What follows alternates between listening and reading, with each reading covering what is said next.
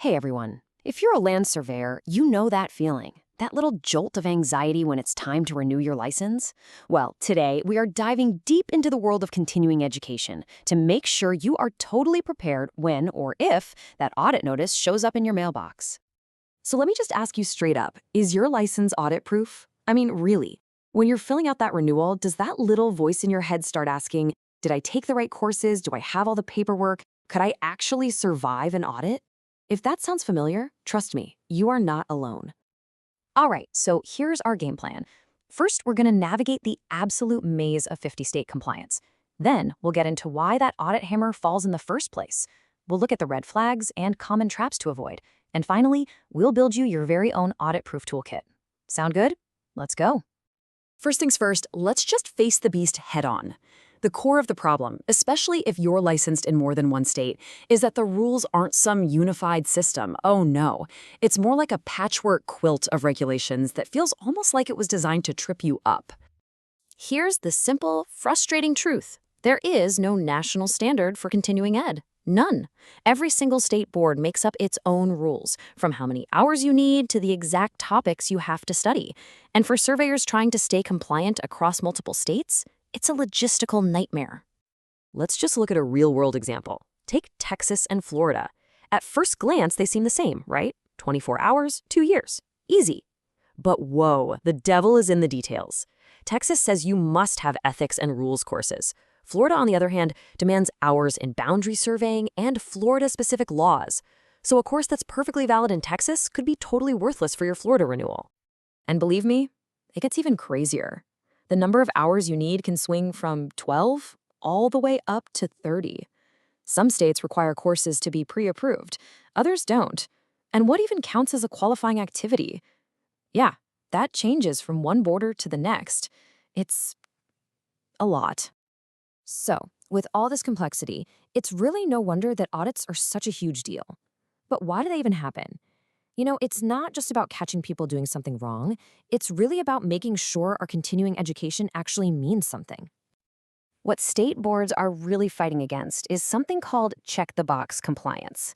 You know what I'm talking about. It's when you just go through the motions, collecting credits without actually learning anything that makes you a better, safer surveyor. Audits are basically the main tool they have to make sure our education is doing its job and protecting the public. Now, here's something really important to understand. Most people who fail an audit are not trying to cheat the system. Not at all. They're failing because of simple, totally avoidable mistakes. Things like missing paperwork, claiming credit for a workshop that wasn't approved, or just forgetting to take that one mandatory ethics class. It's the small stuff that gets you. Okay, so we know why audits happen. Now let's get into the nitty-gritty. What are the actual red flags, the common pitfalls that can land you in some serious hot water? This quote, this is a story straight from the trenches, and it says it all. A surveyor went to a conference, was sure it was relevant, did the work, but because they didn't check that one little box, is it pre-approved? All those hours went right down the drain. It's a painful lesson, but a powerful one. You have to do your homework beforehand. This means you have to be a smart consumer when you're picking a provider. Be super wary of courses with fuzzy descriptions or instructors who've, never actually been out in the field. If the material seems old or they're promising easy credits for no effort, that is a huge flashing red flag. A good, reputable provider is always going to be transparent about everything. And hey, if there is one number you burn into your brain from all this, it is this one. Most state boards require you to keep your PDH records for 3 to 7 years. Think about that. If you get audited and can't find that certificate from 4 years ago, it's often an automatic fail. Don't let that happen to you. Okay, enough with the scary stuff, enough with the problems. Let's build a solution. Right now, we're going to put together a simple, step-by-step plan to make your professional development hours completely and totally audit-proof.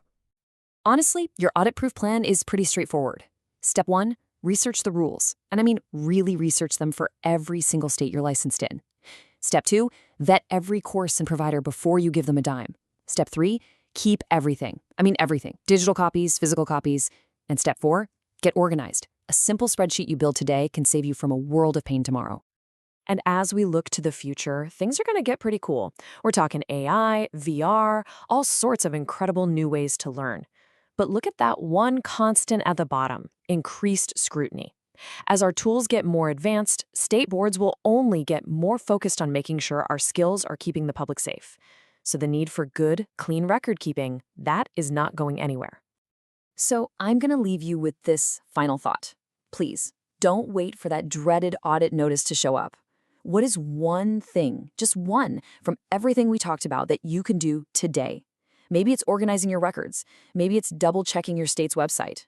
A little bit of effort right now will save you a massive headache later on.